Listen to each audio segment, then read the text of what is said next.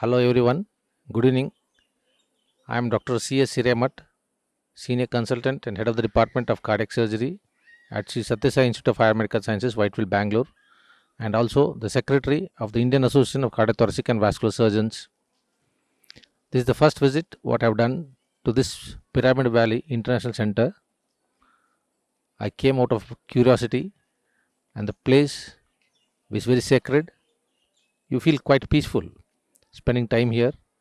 I spent about 30 minutes sitting in the king's chamber of this Pyramid Valley and found it quite peaceful.